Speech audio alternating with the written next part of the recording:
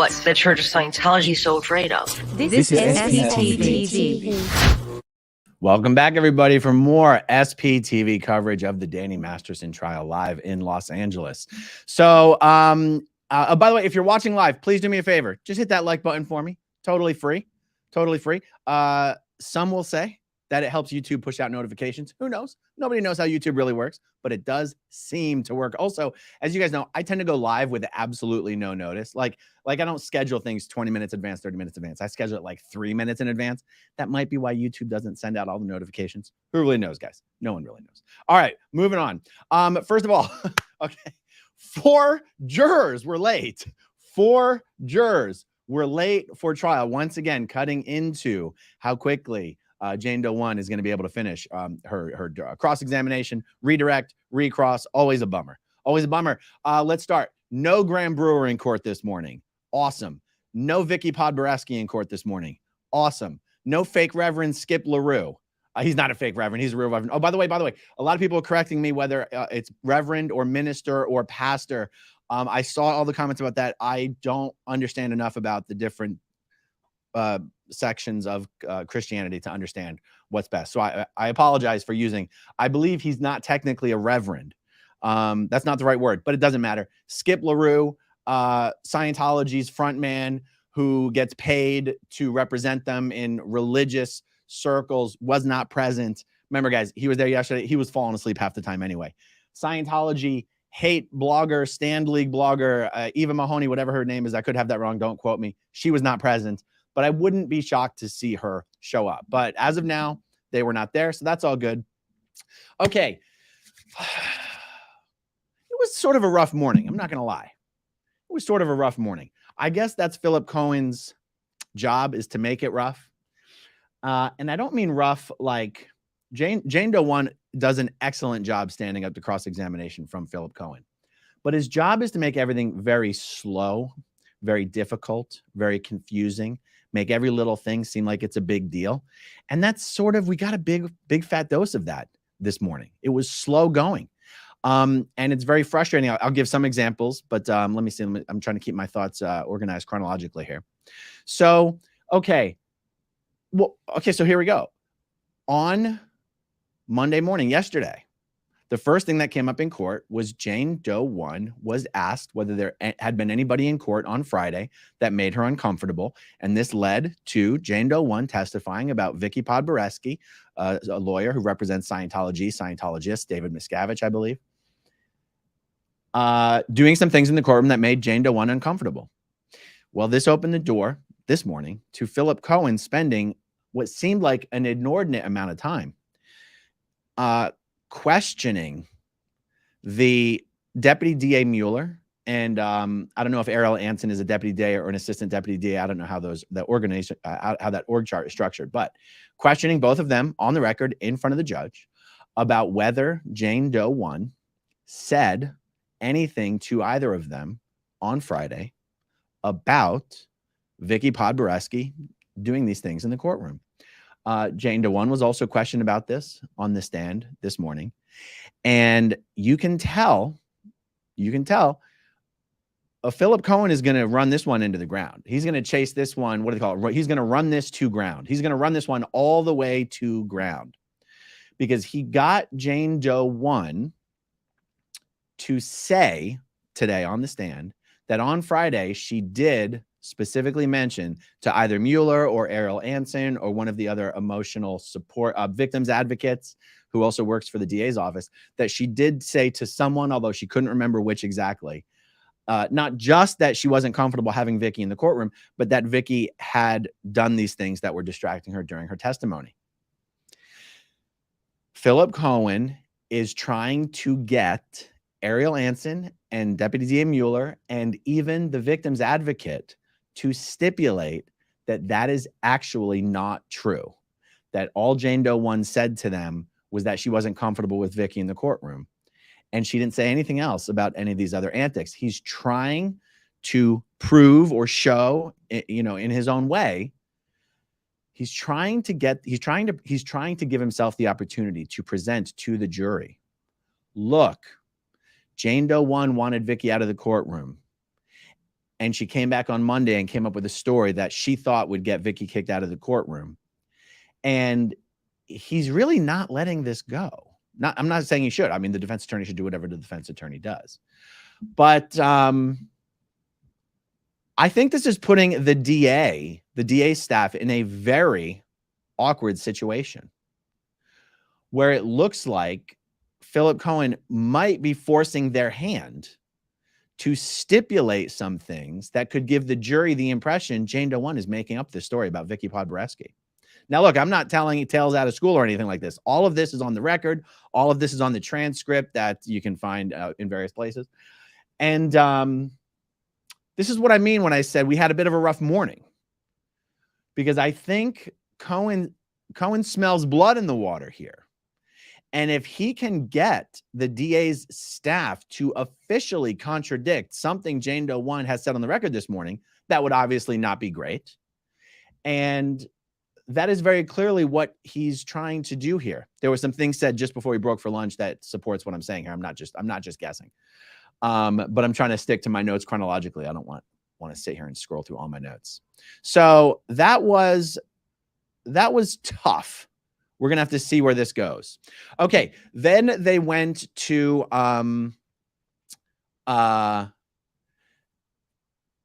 of the things that Cohen has, a visual aid that he has, is a list of 7 different interviews that Jane Doe 1 has given to the authorities over the years. And by the way, when I say interview, that's a general term, because not just interviews. So like there's an interview with the LAPD. Actually, I have this noted here. An LAPD interview, another LAPD interview, another LAPD interview, another interview with the deputy DA and the LAPD, another LAPD interview. Then she testified under oath during a pre-trial hearing before the first trial. Then she testified under oath at the first trial. And he has this visual aid that shows all these different these times.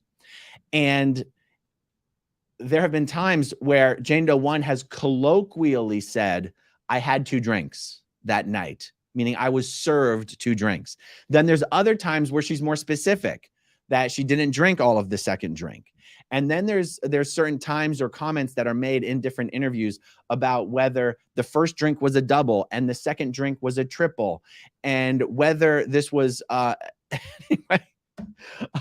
I'm explaining it this way because we also had what seemed to be an inordinate amount of time spent by Cohen trying to get Jane Doe to trying to catch her, trying to get her to contradict herself about what she said, specifically how she described it, to whom and when.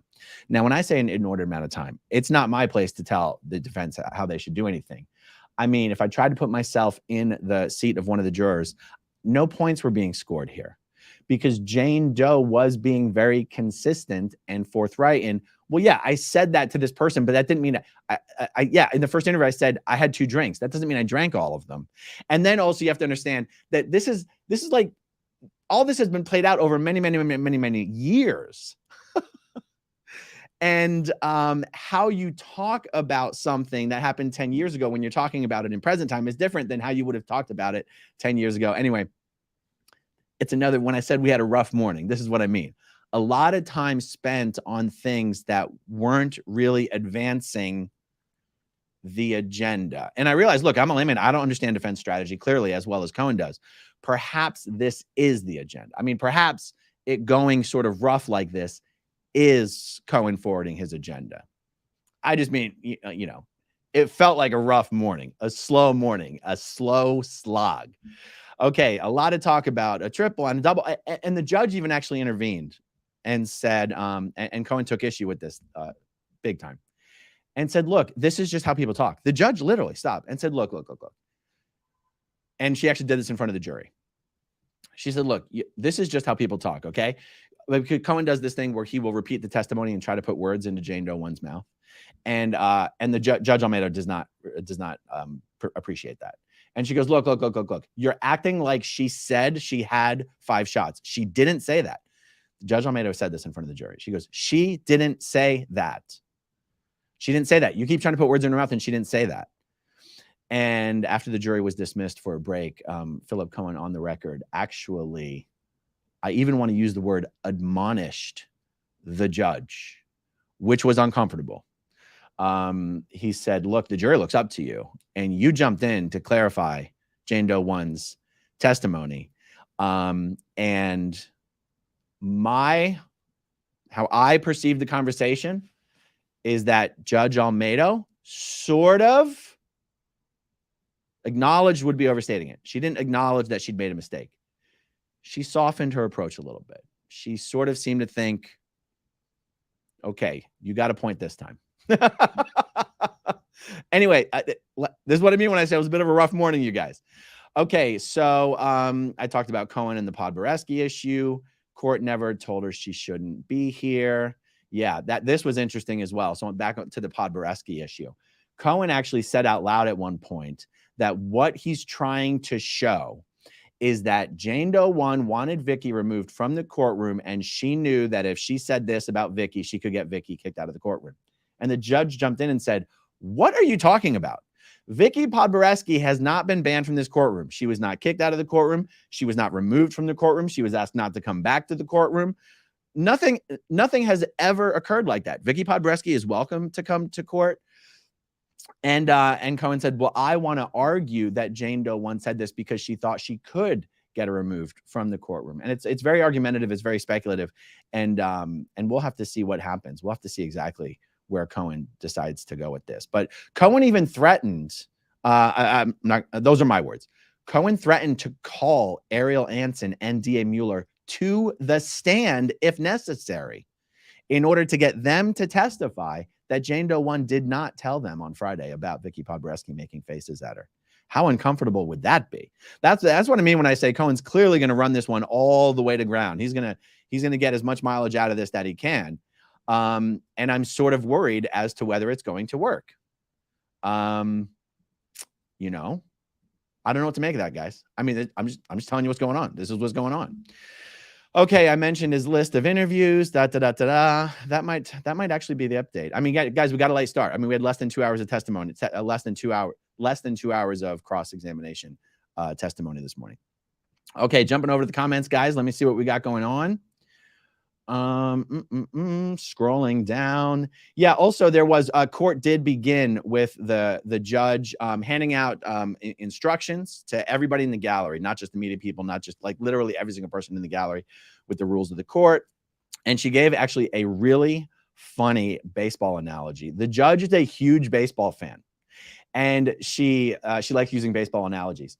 And she had pre-written this entire thing. You could tell she was reading from something she'd put together, and it was pretty extensive, about why it's okay for anyone to be in the gallery as long as they are not engaging in witness tampering, witness intimidation, disruptive behavior. It's okay. And I'll tell you, this was partially in respect to the incident that occurred yesterday with Reverend Skip LaRue and myself in the hallway. But I really do have to note, this incident has continued to be misreported, and it's a real shame. If you guys don't know what I'm talking about, then it doesn't matter. And if you do know what I'm talking about, then you know.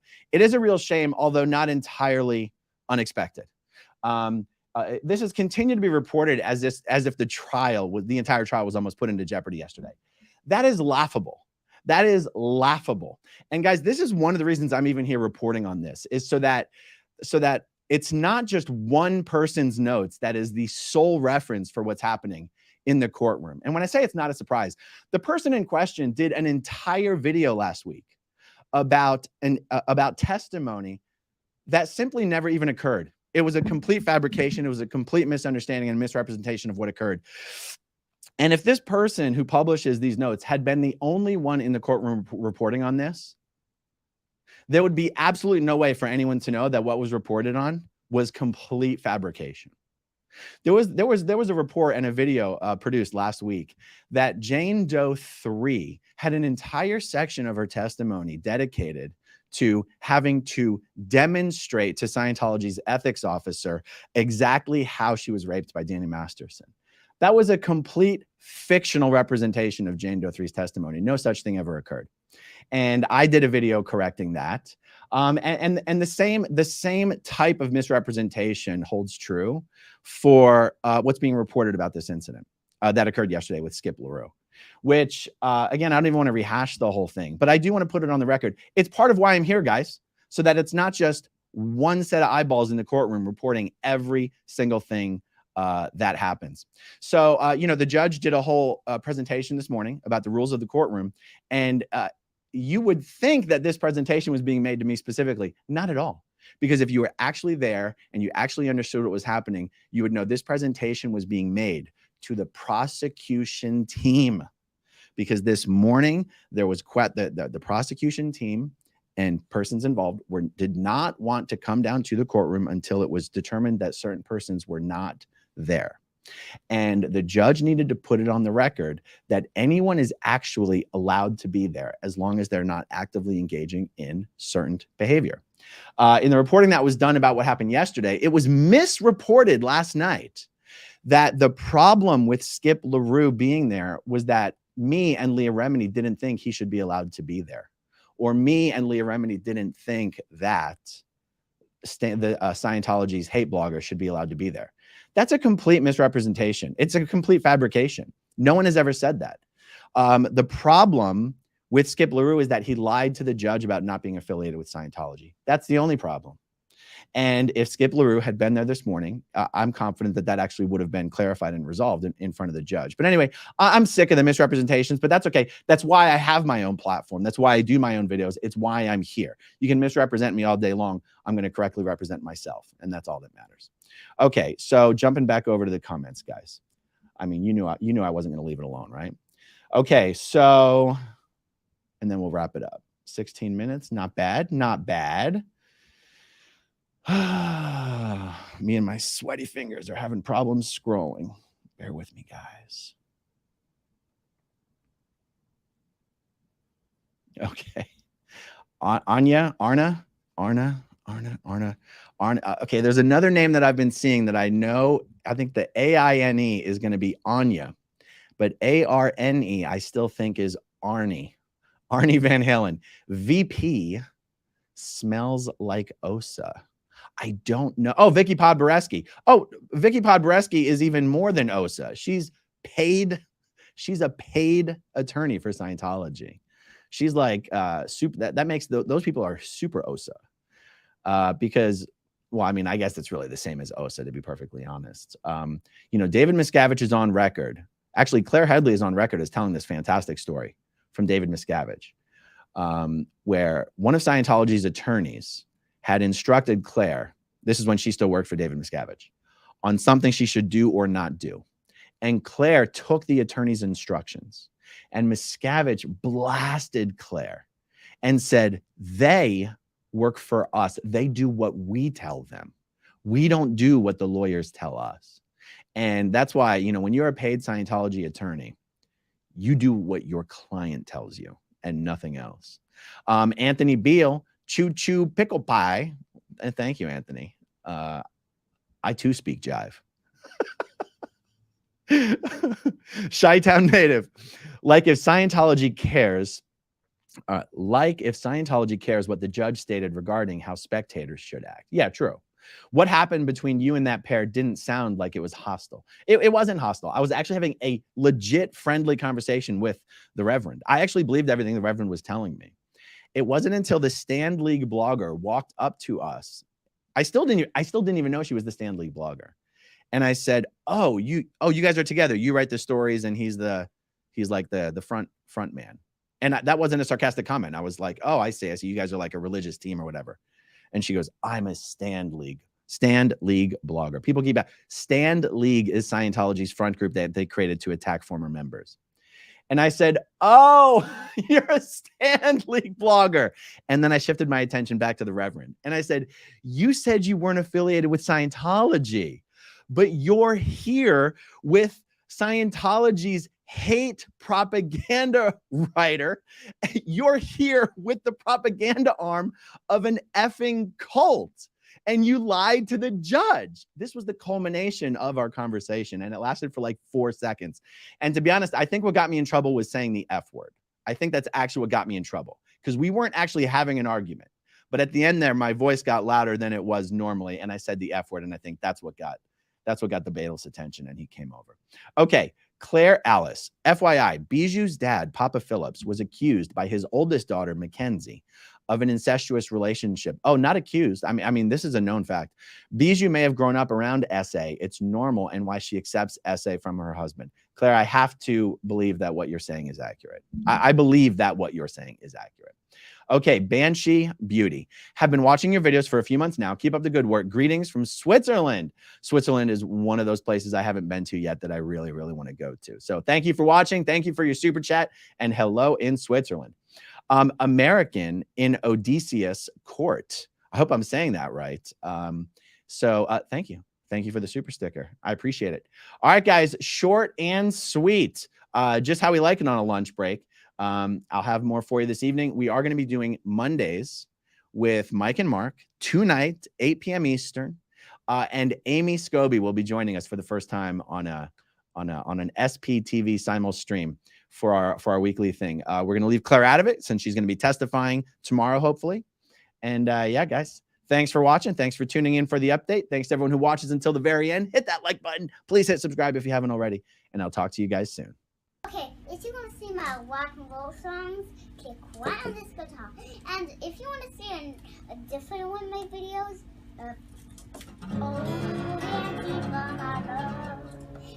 then you could click right inside here. If you have subscribed or not, subscribe